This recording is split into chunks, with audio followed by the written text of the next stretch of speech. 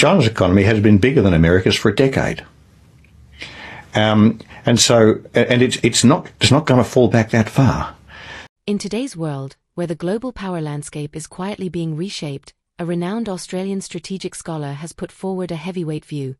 Measured by purchasing power parity, China had already surpassed the United States as early as 10 years ago, and the military balance in the Western Pacific is also quietly tilting toward China. If this is true, the rules of the world may have already been rewritten, and most people have not yet realized it. This argument is not only about economic figures, but also concerns the geopolitical and security landscape for decades to come.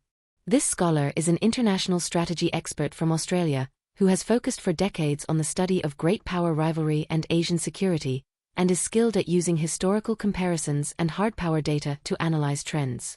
In this interview, he links China's industrialization process, the proportion of manufacturing, the speed of technological leapfrogging, and the geopolitical and military situation, arriving at a conclusion that Western elites are reluctant to face. America's unipolar moment has ended, and China is likely to remain one of the world's strongest powers for the long term. He first shifts his perspective to the Western Pacific, emphasizing the fundamental change in the military situation. The closer it is to the East Asian coast, the less likely the United States is to win in a conventional war. This is not only a matter of troop numbers, but also the natural disparity in geography and defensive costs. Launching an offensive across the ocean is far harder and more expensive than defending at one's own doorstep.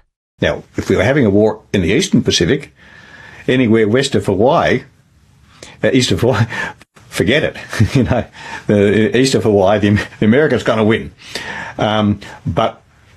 But the closer you get to the East Asian littoral of the Western Pacific, the clearer it is that the United States cannot defeat China. He said that if the United States truly wanted to reverse this trend, it would have to invest 7% to 9% of its GDP in national defense, and also make China believe that they have the will to fight a nuclear war for this, while persuading American voters over the long term to accept such a cost. In reality, such investment and political will are extremely difficult to sustain under a democratic system. When talking about the economy, he introduced another measurement standard, purchasing power parity, PPP. This method eliminates the interference of exchange rate fluctuations and price differences, and more closely reflects a country's true capacity to produce and purchase tangible goods. For industrial output and armament manufacturing, this indicator better reflects strategic strength than nominal GDP. One of the ways in which the United States leadership, policy elites, have continued to reassure themselves that they can somehow win the contest with China without paying the kinds of costs and risks that I believe they would have to pay. He stated bluntly that America's decision-making circles have long harbored a fluke mentality, hoping that China would make mistakes on its own, thus winning without a fight. But this is an extremely dangerous fantasy.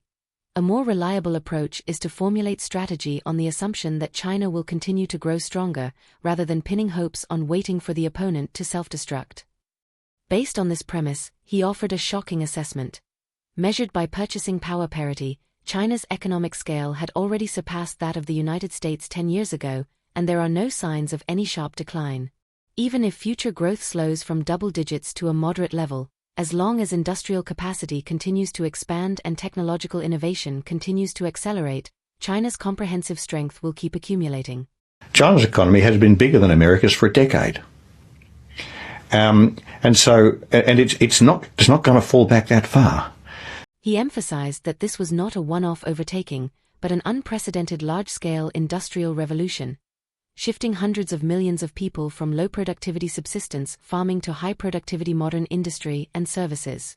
Moreover, the scale is larger, the speed faster, and it is accompanied by the world's largest expansion of higher education. This deep structural transformation makes the China peak theory, the claim that China has reached its peak and will soon decline, lack historical basis. At the same time, he reminded that becoming stronger does not equal dominating the world. In today's multipolar structure, the United States, Europe, India, Japan, Indonesia, and others all occupy important positions in the global power landscape. But not being the sole hegemon does not mean one cannot be the strongest pole.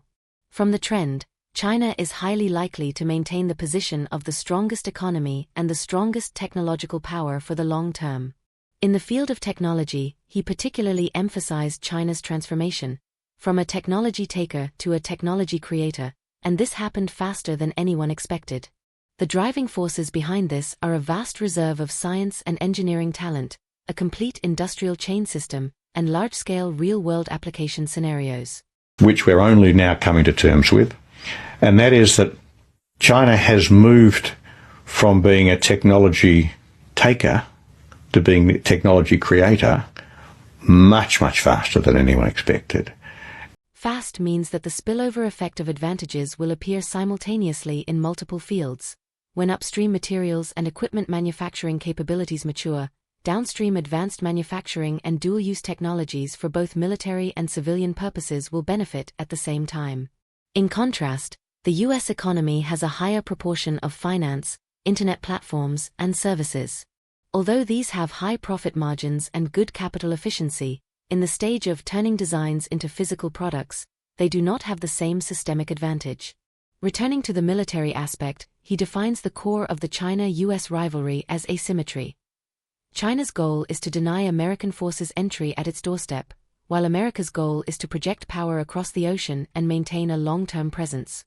And that is that the strategic competition between the US and China is profoundly asymmetrical, because the United States at least pretends to itself that it's trying to preserve a global military predominance. All China's trying to do is to stop America achieving that predominance in its own backyard. Asymmetry means that for the same operational effect, one side pays a lower cost, and when the offense-defense balance in naval warfare tilts toward the defender, the attacker's last mile is often the most expensive and the most vulnerable segment. So the fact that America has to send forces into the Western Pacific and China just has to stop them doing that gives China a huge advantage. The balance between offensive and defensive in maritime warfare overwhelmingly favours the defensive, which is China's position in a US-China conflict. Therefore, in the Western Pacific, China, by virtue of its geographical location and cost structure, has formed a system-level advantage. This is not a contest of a single warship or a single missile type, but a comprehensive competition integrating industry, intelligence, reconnaissance, command, supply, and other elements. In such a system, the defender can often set the conditions of engagement.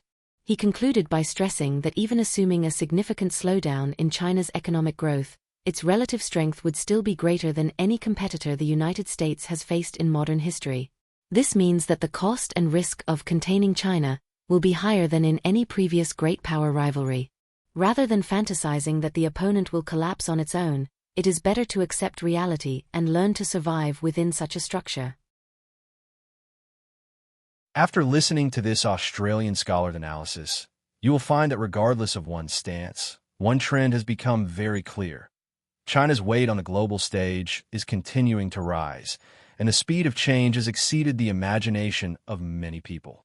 In the coming decades, we are very likely to live in a world where China leads in the economy, technology, industrial chains, and even international influence. What kind of situation will such a structure bring? Perhaps there will be more opportunities for cooperation. Perhaps new competitive pressures will emerge. And it could even be a scenario where opportunities and challenges coexist. Some people will feel that this means a more balanced global power distribution. Others will worry that this will make competition more complicated. What do you think? If we really enter such an era, what do you hope will be like? You are welcome to share your thoughts in the comments section, and I look forward to hearing from you. If you enjoyed this video, don't forget to like and subscribe to our channel, and we will see you in the next episode.